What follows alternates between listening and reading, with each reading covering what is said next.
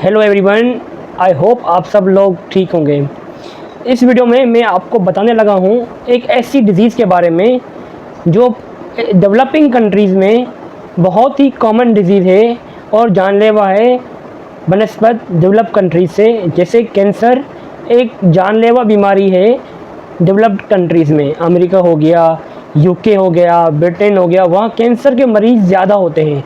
और हम जैसे मुल्कों में पाकिस्तान हो गया, इंडिया हो गया, श्रीलंका, नेपाल, ऐसे जो छोटे कंट्री है वहाँ पे ये बीमारी बहुत कॉमन बीमारी है और देखी गई है बहुत सारे पेशेंट इस बीमारी से जूझते हुए और उसका इलाज कराते हुए। इस बीमारी का नाम है ट्यूबरक्लोसिस, आम ज़ुबान में हम इसको टीबी भी कहते हैं। ये बीमारी एक ऑर्गन की बीमारी नहीं, मल्टीपल ऑर्गन की बीमारी है। इस वीडियो के दो पार्ट्स हैं। पहले पार्ट में हम बात करेंगे टीबी की वजह क्या है, टीबी है क्या, उसने किस तरह हिट किया है और कितनी पॉपुलेशन अभी तक जो आबादी है वो हिट हो चुकी है टीबी से। दूसरी टीबी कौन सी होती है पल्मोनरी टीबी के अलावा, और साथ में बच्चा कैसे जा सकता है टीबी से। अगली वीडियो में जो है इसके ट्रीटमेंट के बारे में हम बात करेंगे। टीबी एक ऐसी बीमारी है जो बैक्टीरिया से होती है और इसका बैक्टीरिया दूसरे बैक्टीरिया से मुख्तलिफ होता है क्योंकि केमिकल चेंजेस होती हैं इसके बैक्टीरिया में। इस बैक्टीरिया का नाम है मायोबैक्टीरियम ट्यूबरक्लोसिस। 9 मिलियन 90 लाख लोग इस बीमारी से सिम्टोमेटिकली और एसिम्टोमेटिकली हिट हो चुके हैं। एशिया में 1.3 मिलियन से ऊपर पेशेंट इस बीमारी से मुब्तला हैं। ये 2013 की रिपोर्ट के हिसाब से मैं आपको बता रहा हूँ।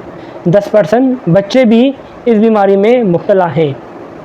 ये बीमारी होती क्यों है और फैलती कैसे है, इस बारे में बात करते हैं कि ये बीमारी, हमने बात की बैक्टीरियल इन्फेक्शन है जो फैलती है, वो ओवर क्राउडिंग की वजह से या सिगरेट की स्मोकिंग की वजह से ये बीमारी होती है। ओवर क्राउडिंग के जहाँ पे लोग ज़्यादा रहते हैं, भीड़ ज़्यादा होती है, वहाँ पे इसके फैलने के चांसेस बढ़ जाते हैं। या प्रॉपर वेंटिलेशन ना होने की वजह से, घरों में प्रॉपर हवा के रास्ता ना खुलने की वजह से भी ये लोगों में ज़्यादा फैलती है। ड्रॉपलेट्स के थ्रू ये फैलती है, एक से दूसरे इंसान को लग सकती है। ये बीमारी में होता क्या है, ये बीमारी आपके फेफड़ों में जाके सूजन करवाती है जिसे हम इन्फ्लामेशन बोलते हैं। जब इन्फ्लामेशन होती है तो वहाँ पे बहुत सारी कीमियाई तब्दीलियाँ होती हैं और वहाँ पे आपके जिस्म में जो वाइट ब्लड सेल होते हैं और लिम्फोसाइट्स होते हैं वो वहाँ पे आते हैं और उसको इन्फ्लामेशन, जब इन्फेक्शन होता है ये इसको खाने की कोशिश करते हैं, मगर बैक्टीरिया इतना वो है हैवी है, या आप कहें कि इतना उसकी केमियाई चेंजेस हैं कि वो न्यूट्रलाइज नहीं कर पाता, जिसकी वजह से वो वहीं पे रह जाता है और उस इनगल्फ बॉल को हम कहते हैं गोन फोकस। और उसके ऊपर जब दूसरे सेल अटैक करते हैं तो एक कॉम्प्लेक्स बनता है जिसे कहा जाता है गॉन कॉम्प्लेक्स। ये कॉम्प्लेक्स आपके फेफड़ों में बनता है और वहीं पे रहता है और आपकी फेफड़ों को मुतासर करता है, जिसकी वजह से ये बैक्टीरिया आपकी जो है आपकी बॉडी में ही ज़िंदगी में रहता है और इसको इनएक्टिवेट किया जा सकता है, ख़त्म नहीं किया जा सकता। टीबी आपके पेट की भी हो सकती है, गुर्दे की भी हो सकती है, आपकी पीठ की रीढ़ की हड्डी की भी हो सकती है। ये सारे इसके नाम में आपको नज़र आ रहे होंगे कि ये बहुत सारी टीबी आपको हो सकती है, मगर जो प्राइमरी टीबी है वो हमेशा पल्मोनरी टीबी ही होगी। इसके अलामातें क्या होंगी, अमूमन इसमें बहुत सारे पेशेंट्स में अलामातें नहीं मिलती।